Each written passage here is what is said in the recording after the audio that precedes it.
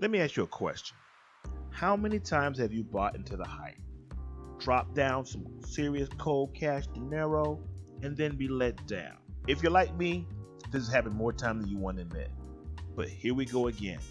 One of the two AAA game titles is about to drop. Now, I remember when Call of Duty Modern Warfare posted this hype video. Bruh, I was like, oh heck yeah. I was tired of the World War II games, and I was ready for something new. Not that it mattered, but me being a vet made the potential of playing a modern shooter with equipment I was familiar with, man, it added to the excitement. I'm embarrassed to say, I felt like a kid again. I was so amped, I released my platoon early. We were tight, and I knew where we were all going. Same destination, GameStop, baby. We all arrived roughly about the same time. I got my copy fresh out the box. It still had the cardboard and styrofoam smell. Yeah. I picked up and paid for my copy, drove home, and went straight to my room. I pulled out that shiny new disc, inserted it into my Xbox 360. The Halo Edition, baby. Yeah. Side note, the Halo Edition, baby. Yeah. Man, it got the ring of death after 1 year. Garbage. But the game itself was freaking awesome. And after that, I was hooked. I pre-ordered Call of Duty every year. The Battlefield Bad Company 2 came out, and there I was. It's like clockwork. A game gets announced, and I pre-order. I even told my wife, it's tradition. I can't break tradition. Then Call of Duty Advanced Warfare came out. Although somewhat futuristic, and they had a lot of tech that I heard mention of, I thought this is acceptable. All that Halo jumping around just pisses me off. Bottom line, I wasn't feeling it. So whenever anyone says Halo, I say F Halo, because all that jumping is BS. That sucks and it's not tactical. That's stupid. Now, let's back up.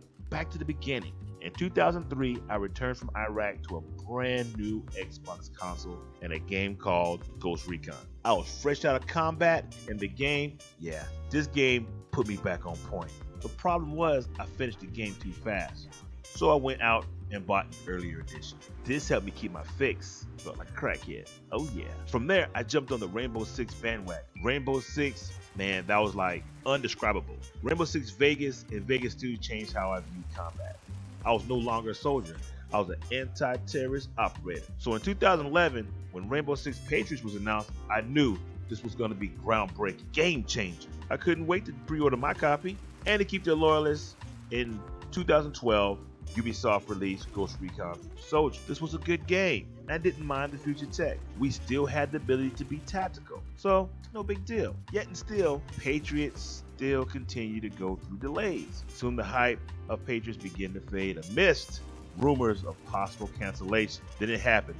In 2014, Ubisoft canceled Patriots. I was devastated. But they announced in its place would be Rainbow Six Siege. Now, this game puts a heavy emphasis on environmental destruction and cooperation between players. Each player assumes control of an attacker or defender role in different game modes, such as rescuing a hostage, using a bomb, or taking a capture. Although I was disappointed, I said to myself, this is still a Tom Clancy game.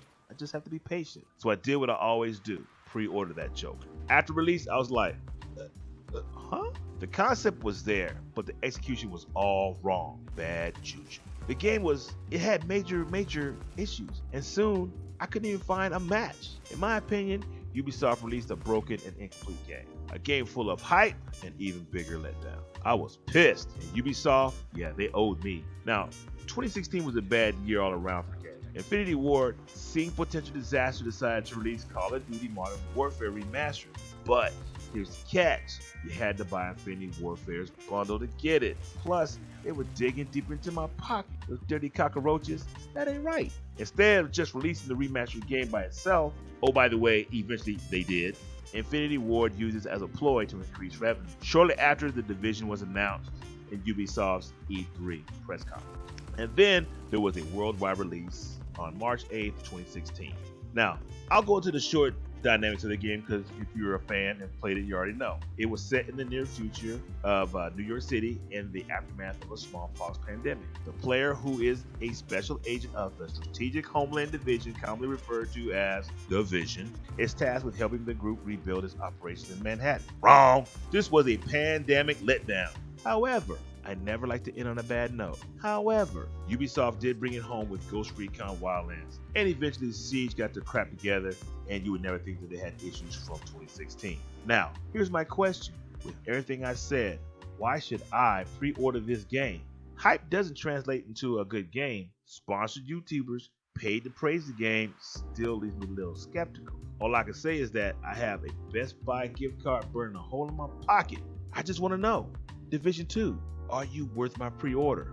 Or will this be another, whoops, back to the drawing board? And I'm pretty sure a lot of you have had the same or similar situations, and you're always a little skeptical about pre-orders. Once you pre-order and either lose it or go ahead and accept it. We won't know until the actual copy comes out, because even during the beta testing, there's always a little bit of what if. But if you've had any similar circumstances or anything like what I've described in the history of my pre-order, feel free to go ahead and leave a message. And oh, by the way, if you're new to the channel or just passing by, man, hit that sub, hit that bell, get the notifications. Other than that, this is Chosen Ill, aka the Crazy Desert Vet.